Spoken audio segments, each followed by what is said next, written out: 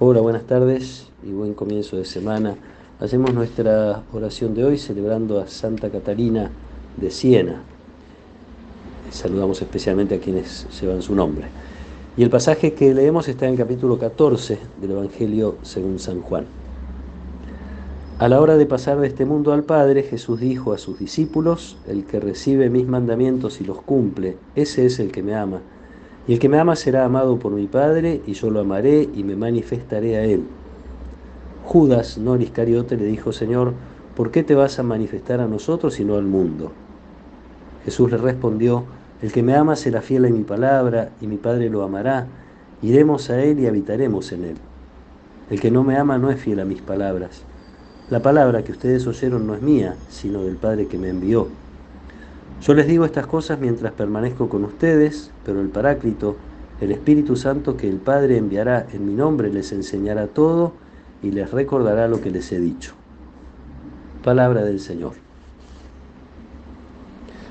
Durante la última cena, en este clima de despedida, Jesús se viene ocupando de animar a los discípulos y de sostenerlos en este momento difícil en que habla de su partida. Y hace un largo discurso que nos trae Juan en su Evangelio, mensajes que quiere dejar Jesús a los discípulos, y a veces está interrumpido por alguna intervención o alguna pregunta de los discípulos. Lo hemos escuchado a Tomás preguntarle: Señor, no sabemos a dónde vas, ¿cómo vamos a conocer el camino? Felipe pidiéndole: Señor, muéstranos al Padre y eso nos basta. Y esta vez Judas, no el Iscariote, nos aclara Juan en su Evangelio, que no entiende esto de la manifestación de la que va a ser testigo el discípulo. Manifestación que tiene que ver, y ahí viene entonces la respuesta de Jesús, una manifestación que tiene que ver con la capacidad de amar. No se puede manifestar a todo el mundo, aunque de alguna manera se ha ido mostrando Jesús y no por todo fue bien recibido. No se puede manifestar realmente a quien no entró en esa corriente de amor en la que Jesús nos invita a entrar. El que me ama será fiel a mi palabra, me manifestaré.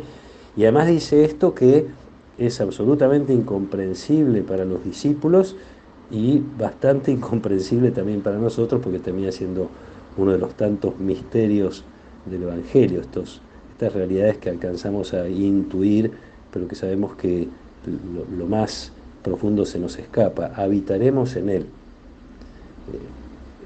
Esta realidad que, bueno, nos deja sin palabras. El Padre y Jesús vienen a vivir dentro de nosotros. No es que se acercan, que están más o menos a tiro si los necesitamos, no es que nosotros frecuentemente nos acercamos, en todo caso tomamos conciencia de una presencia. El Padre y el Hijo habitan dentro del discípulo.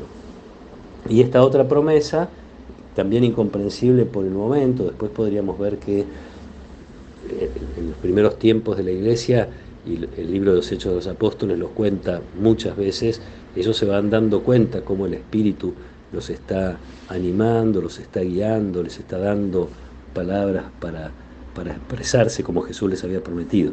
El don del Espíritu Santo que el Padre enviará les enseñará todo y les recordará lo que les he dicho. Una promesa linda, no solo, como decía, para la Iglesia, la primera iglesia que avanza en el anuncio del Evangelio, la iglesia de todos los tiempos. Nosotros creemos que el Espíritu Santo, a pesar de todas las debilidades y fragilidades que tenemos los seres humanos que formamos parte de la iglesia sigue siendo animada y guiada por el Espíritu Santo. Pero además de esto, también en lo personal tiene que ser esta una experiencia. ¿De qué manera vamos reconociendo que el Espíritu Santo nos va enseñando y nos va recordando? De una manera particular, yo diría, cuando hacemos estos ratitos de oración, nos acercamos a la palabra de Dios con este ánimo de que el Espíritu nos revele cosas nuevas. Probablemente este pasaje lo hemos escuchado muchísimas veces, sin embargo el Espíritu siempre nos puede mostrar un poquito más.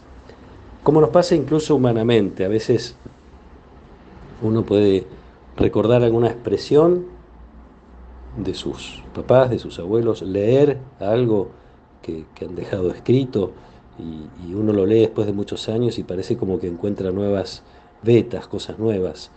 Es el poder de la palabra y además el crecimiento personal que hace que uno empiece como a descubrir cosas nuevas, cuanto más si la palabra es palabra de Dios, con mucho más poder, con mucha más capacidad de transformación.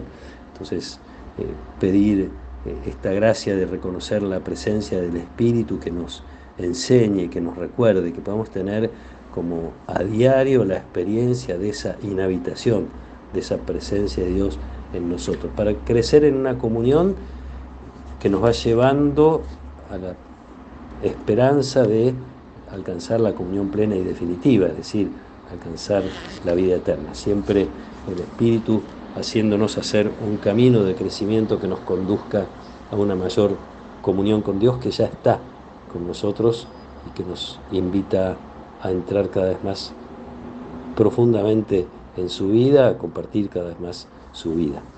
Que nos acompañe en esta tarde la protección y la bendición de Dios Todopoderoso, del Padre y del Hijo y del Espíritu Santo. Amén.